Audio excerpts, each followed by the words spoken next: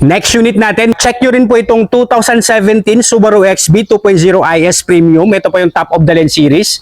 Automatic transmission, gas yung engine nito, odometer, 65,000 km ang tinakbo. Price nito mga boss, 498,000 kasama na po ang transfer of ownership. Galing din po ito ng first owner. Naka-ceramic coat na rin po ito. Ending 3 ang plate number. Registered yan hanggang March 2027 mga boss. Ito po yung may sunroof mga bossing. Sa mga naghanap dyan ng subcompact crossover na top of the line series, formado po ito mga boss. Ang ganda ng forma nito. Sporty look mga bossing. And outside appearance muna tayo. Ayan, kagwapo po ng mga headlamps yan. Mga halogen headlamps. May fog lamps na rin dyan. Tsaka ito pong mga top of the line series. May automatic headlight washer. Gumagana pa po yan mga bossing. Ayan, gwapong-gwapo tong unit natin. Mataas po yung mga ground clearance nito versus sa mga sedan natin. Tapos itong Subaru natin, mayroon na tong daytime running lights ito. Lalo pag nakasindihan, ang ganda po tingnan yan mga boss. Outside appearance nito, makinis din po itong unit natin mga bossing. Mas magugustuhan nyo to pag nakita nyo po ito ng actual. Naka-17 po ang mags nito. Tapos ang mga gulong nito nasa 85% trade life pa naman po yan. Ganun din po sa likod. Naka-disc brake na po ito harap tsaka likod mga boss. Ayan. Ayan, disc brake na po ito harap tsaka likod. Ang ganda po ng tayo na ito mga bossing. May repeater na signal light, automatic retractable side mirror na rin yan, naka-roof rail. Ang ganda po ng ano nito, ng sunroof mga boss. Meron na rin itong rain gutter mga bossing. Mga tail light, maayos din po ito. Kompleto rin po ito. May manual and booklet, may RFID. Pwede nyo rin pong ipasok to ng financing. All goods naman po mga pang-ilalim na to. Wala naman po itong under chassis noise. Wala po itong mga kalampag. All-wheel drive na po ito. Meron na rin itong reverse camera mga boss. Huwag na po nating patagalin, sipatin nyo na po yung interior nito. Nakita nyo naman po kung gaano po ka-elegante yung interior nito. Naka-premium leather seats, all power working. Ayan, tapos yun po yung itsura ng sunroof natin mga boss. Oh. Ayan oh. Wow na wow, yun po yung itsura ng sunroof natin. Ayan. Siding, ceiling, malilinis po yan mga bossing. Well-maintained and well-preserved unit. Tsaka yung mga upuan po sa 65,000 km ang tinakbo, maayos po yan, wala pong mga karak, wala pong punit mga boss. Multi-function steering wheel, meron na pong cross control yan, may traction control system. Siyempre po pag tayo pong nagbablog yan, ini-scan po natin yung unit mga bossing. Actual mileage na tampered 65,410, start po natin yung engine. Ayan, one click, one start po tayo. Aircon, open. Yan, open po natin yung aircon. Ayan, all goods po yung aircon nito mga bossing. Tapos may dalawang cup holder, may armrest na po ito. May mating na po yan, pero andyan pa po yung mga stock carpet niya na Subaru. Ayan, all goods mga boss tong unit natin. Glove box, manual and booklet nandyan. RFID nandito. Shifting. Reverse. Meron pong reverse camera yan mga boss. Neutral. Drive. Tapos kung ima-manual mode nyo po, meron na po itong paddle shifter mga boss. Manual mode, tapos may paddle shifter na to. Yan po yung mga top of the line series natin mga bossing. Kaya sa mga kababayan natin naghahanap po ng mga ganitong unit natin mga boss, pwede nyo pong puntahan to dito mga boss. Only check, only scan, only test drive mga bossing. Hindi po ako mapapaya sa inyo pag pinuntahan nyo po ito mga boss. All goods tong unit natin. Panalong panalo po. Tsaka ang linis po ng steering wheel control yan mga bossing. Oh. Stock na steering wheel control mga boss. Tsaka ang ganda po ng tahi nito. Ternong-terno po yung mga tahi niyan sa tahi ng mga nasa leather natin, sa mga gilid po yung tahi ng leather niya. Panalong panalo. Tsaka sunroof natin working yan. Ayan. Gumagana po, gumagana yung sunroof natin. For only 498,000 mga bossing, kasama na po ang transfer of ownership. Gas and go na lang po ito, literal na sasakyan nyo na lang to po. Tsaka dito po yung mating sa ating driver side. Ayun po, nakita nyo naman oh.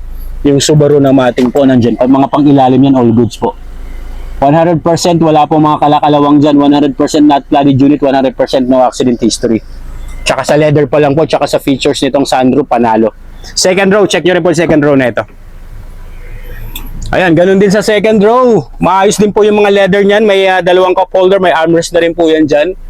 Ayun, ang view nito galing sa likod, papunta sa harap po kung gaano kaayos talaga. Iba rin po talaga ang datingan pag naka Subaru XB po kayo. Check natin mga carpet na stock.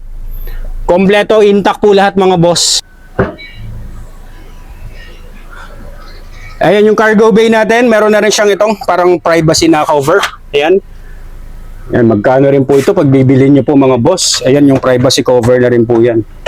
Ayan, may kasama na po siya dyan. Ayan, para hindi po nakikita yung lalagay nyo sa likod. Naka-trunk tray na rin yan. Pero kahit alisin nyo po yung trunk tray nyan, mga pang ilalim yan. Oh. Yun oh. Maayos mga boss, intact lahat. May reserbang gulong, mga kapal po, naka-Bridgestone reserbang gulong. Kung gusto nyo marami kayong may load, pwede nyo rin pong tupiin yan. Ito yung view natin galing sa likod papunta sa harap. Ayun, kitang-kita mo yung sunroof, tsaka yung ceiling yan malilinis po mga bossing. Tsaka yung mga upuan, panalo. Walang damage yung mga upuan nito. Sa 2017 model kung paano naman na-preserve yung mga upuan nito. Check natin engine bay nito. Ayan mga bossing, check nyo naman engine bay nito under the hood kung gaano ka-smooth po yung andar nito mga boss. Ayan smooth and quiet engine mga bossing. Ayan, wala pong oil leakage yan, wala pong overheat history. No talsek, no usok, no blow by. May mga kasa markings din po yan mga boss. Tsaka napakatahimik po ng andar ng makina nito. Naka-Moto LED Gold battery. Tsaka ito naman pong Subaru XB natin. Timing chain na po ang gamit, powered by 2.0 liter gasoline engine that produces 156 horsepower at 196 Nm of torque mga boss. Smooth and quiet engine na lang mga boss. Nakita nyo naman wala pong mga unwanted noise, wala pong mga vibration to mga boss. Highly recommended to mga boss. Only check, only scan, only test drive. Kung interesado po kayo, comment down below sa video. Alright, next unit natin, another quality na sedan mga bossing. Meron tayo ditong 2020 acquired Mitsubishi Mirage G4 1.2 GLX. Automatic transmission, gas yung engine nito, odometer. 84,000 km ang tinakbo. Price nito, 388,000 kasama na po ang transfer of ownership. Kagwapo nito mga boss, ang ganda ng pagkaputi. Na ceramic coat na rin po yan, kaya ganyan po siya kapresentable at kakintab. Ending 1 ng plate number, registered yan hanggang January 2027 mga boss. Outside appearance nito, presentable. Outside appearance, makinis to mga bossing. Wala rin po itong gas-gas, walang dent, formado na to. Itong mga GLX variant natin, wala pong fog lamps, nilagyan na po ng fog lamps yan, naka-LED fog lamps, naka-LED yung mga headlamps yan, naka-garnish na rin mga ilaw niyan mga boss. Ang lilinaw po ng mga headlamps yan, wala pong mga scratches or mga basag po. Ayan po yung mga sa malapitan. Nakadikinsi na po na mags yan mga bossing. Ayan, tapos mga gulong na ito makakapal pa po. Hindi pa po expired. 2023 ang production date mga boss. Sa mga naghanap dyan ng pasok sa budget na sedan, ang gwapo rin po ng head unit na nakalagay dyan. Meron na rin reverse camera yan. Kaya sa mga naghanap ng sedan, sa mga naghanap ng first car na fuel efficient po, pwede nyo pong puntahan to, pwede nyo pong kuhanin to. Pwede rin ipasok to ng financing. Ayan, mga bubong yan, wala pong mga faded dyan. Meron na rin rain gutter dyan. Tsaka yung mga handle niyan, naka-garnish na rin po yan. Ganon din po sa taillight sa likod. Ayan, naka-disc brake po yung harap nito, brake drum po yung likod. Ayan po yung design ng mga gulong niyan. Kagwapo ng mga gulong yan mga bossing. Naka-greedy muffler pa mga bossing. Ganda ng tunog din yan mga bossing. Naka-LED na rin po yung mga taillight niyan. Ayan, mga taillight natin malilinaw, wala rin pong mga basag yan. Tapos mayroon na rin reverse camera. Ayan, goods na goods to mga bossing. Galing din po ng first owner to mga bossing. Original mileage na tampered, naka-shark fin antena. Ayan, wag na po nating patagalin yan. Silipin na po natin yung interior nito. Scan check muna tayo mga bossing. Ayan, scan check. Zero po, wala pong diagnostic trouble code. All goods po yung ating scan mga bossing. Tapos yung ating steering wheel, meron na siyang steering wheel cover pero kahit alisin nyo po yan. Ayan, nakita nyo naman po yung steering wheel yan. Hinubaran ko ng steering wheel cover, maayos. Meron na siyang seat cover. Yan, pero kahit tanggalin nyo rin po yung seat cover po niya na stock, maayos po yung mga upuan yan, wala pong mga punit mga bossing.